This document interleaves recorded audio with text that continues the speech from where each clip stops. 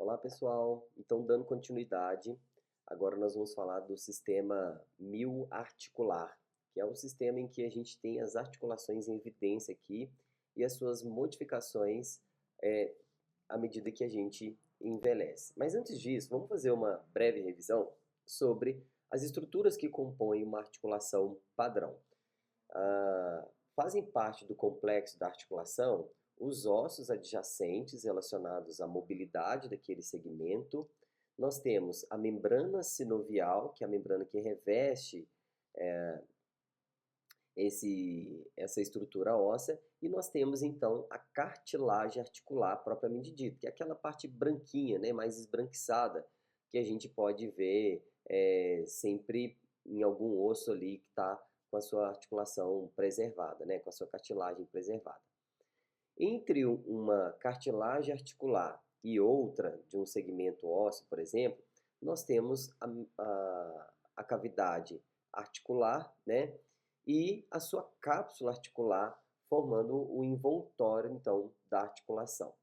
Se a gente fizer ampliar uma imagem aqui a respeito dessa cartilagem articular, a gente vai ver duas coisas. Em primeiro lugar, que essa cartilagem ela tem um fluido muito importante, que é o líquido sinovial, e ela é muito fibrótica.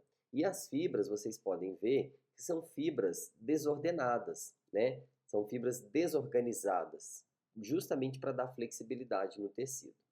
E nós temos um ácido hialurônico aqui muito, mas muito importante para dar um pouco dessa flexibilidade, mas também para dar hidratação desse tecido, da cartilagem articular.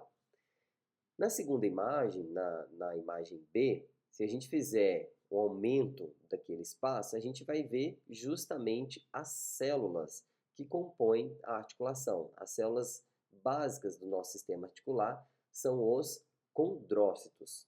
E essas células são extremamente relevantes para dar a função da cartilagem enquanto um tecido vivo, né? Então, enquanto um tecido que se molda, tá?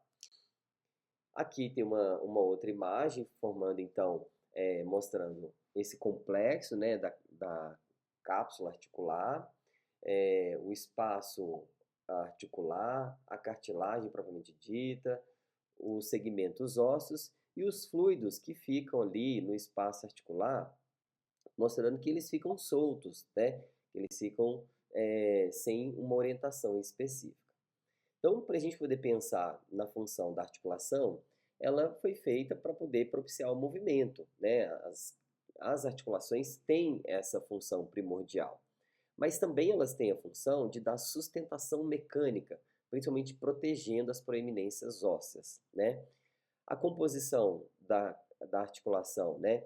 Ela é basicamente formada por eletrólitos e água, em torno de 60 a 80%, e por uma pequena quantidade, menor, mas muito relevante para ela, de matriz de colágeno tipo 2, que é uma matriz mais flexível, né?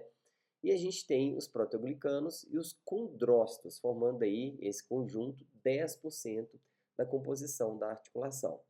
Então, os condrócitos são as células funcionais. Bom, de características da articulação, nós temos que ela tem baixíssima vascularização, isso é muito importante.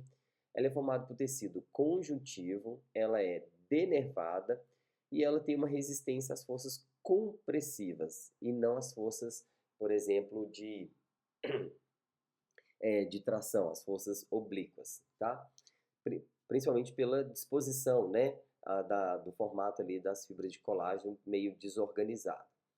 Bom, ela também tem uma característica que é o seu turgor e a sua elasticidade, que é o que vai dar então aquele espaço articular e a sua flexibilidade. Por que ela tem esse turgor e elasticidade? Porque ela é formada por água e por proteoglicanos, ok? Eu queria chamar a atenção de vocês por duas características muito importantes aqui. Que ela tem uma baixíssima vascularização. Significa, gente, que a cartilagem ela tem um baixo potencial de regeneração quando ela sofre algum dano. Isso é muito importante, porque nenhum recurso terapêutico, nem medicamentoso, nem elétrico, físico, é capaz de reconstruir uma cartilagem, de recompor uma cartilagem, por conta dessa vascularização. A substância necessária para poder fazer essa modelação da cartilagem, elas não chegam em quantidade suficiente por conta dessa baixa vascularização. Essa é uma informação importante.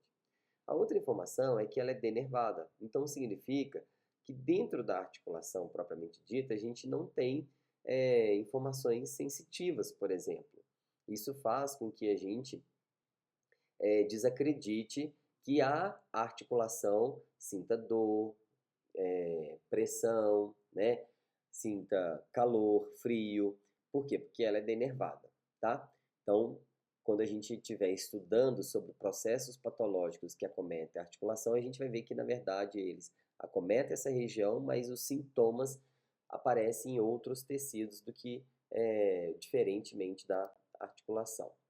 À medida que a gente envelhece, então, essa cartilagem, esse tecido, ele sofre algumas modificações e uma das modificações mais importantes é a sua degeneração. O que significa essa degeneração? A gente tem um menor poder de agregação dos proteoglicanos. Lembra lá dos proteoglicanos? É uma substância que compõe a cartilagem. Então, a gente vai tendo menor agregação, depósito desses proteoglicanos. A cartilagem substitui água por cálcio, o que faz com que o tecido fique mais rígido, tá? Então, ele apresenta menos resistência mecânica, não tão flexível quanto, por exemplo, o colágeno hidratado. E a gente tem uma redução na síntese cartilaginosa e ruptura dos condrócitos, o que faz com que a cartilagem, então, perca sua espessura, seu comprimento ali na espessura, né? Então, dificultando esse processo ali da função dela de flexibilidade, ok? Quando a gente tem essas características, isso pode confundir ou pode tornar as pessoas vulneráveis ou pode facilitar o aparecimento dos quadros de osteoartrose. Pelo sufixo artrose, a gente então entende que existe uma degeneração da cartilagem articular. Entretanto, a osteoartrose também pode converter em osteoartrite e passar a ser um processo patológico e não simplesmente uma modificação relacionada ao envelhecimento. Então, a gente tem basicamente esse processo acontecendo em todas as articulações do corpo, tá? Das pequenas e as grandes. Entretanto, as articulações mais móveis são as que mais sofrem com essa degeneração. É o caso, por exemplo, do quadril, que pode desenvolver coxartrose, a articulação do joelho, que pode desenvolver gonartrose, ou a articulação das mãos, que aí são as falanges, né? Que aí a gente tem o chamado de risartrose. Então, no exame de raio-x, a gente vai começar a perceber essas modificações, principalmente na redução do espaço da interlinha articular, né? E o desalinhamento biomecânico. Então, essas características mostram nitidamente um processo degenerativo da cartilagem articular relacionado ao envelhecimento. Mas, de novo, reforçando, não necessariamente vão converter, vão virar um processo patológico.